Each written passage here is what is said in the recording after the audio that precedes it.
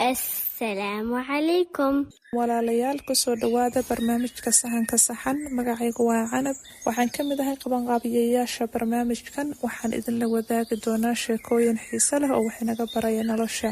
maanta waxaan u dirayaa mahadcelin gaar ah walaasheen Kawthar iyo walaalkeen Xasan oo qaybtan u maalgeliyey wiilkooda qaaliga ah ee Amiir. sheekadan magaceeda waxaa la yiraahdaa Amiir iyo tartanka naxariista, oo ka hadlaysa sidaan isugu dheelitiri karno dadaalka, guusha iyo naxariista. beri baa waxaa jiray wiil yar oo la oran jiray Amiir oo ku noolaa magaalada Ottawa ee dalka Canada. Amiir wuxuu ahaa ordaaga ugu dhaqsaha badan dugsigiisa, wuuna ku faani jiray guulihiisa. hooyadiis Kawthar waxay bartay muhiimadda naxariista, halka aabihii Xasan uu ku dhiirigeliyey inuu si adag u shaqeeyo, wax walbana uu u qabto sida ugu fiican.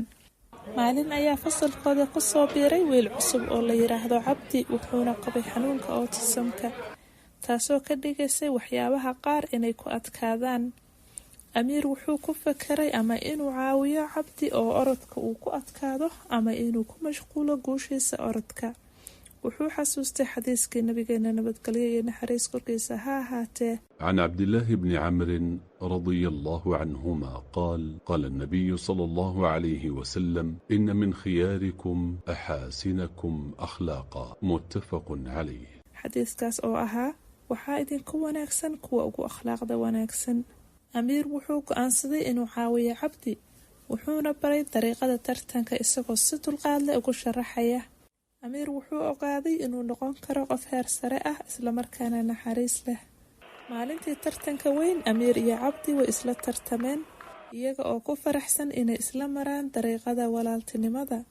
inkastoo aysan tartanka ku guuleysan, waxay orodka u galeen si farxad leh oo wadajir ah. Amiir wuxuu bartay guushu inaysan ahayn inaad u horeyso, balse ay tahay inaad dadka kala caawiso oo u muujiso wanaag.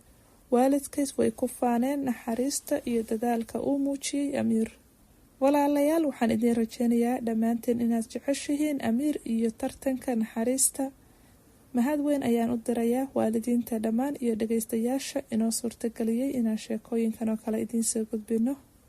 mar kale mahad gaara waxaan u dirayaa walaasheen Kawthar iyo walaalkeen Xasan oo qaybtan u maalgeliyey wiilkooda Amiir. waad mahadsantihiin. intaan barnaamijkan oo kale ku kulmi doonana waxaan idinkaga tegayaa assalaamu calaykum waraxmatullaahi wabarakaatu. Goodbye.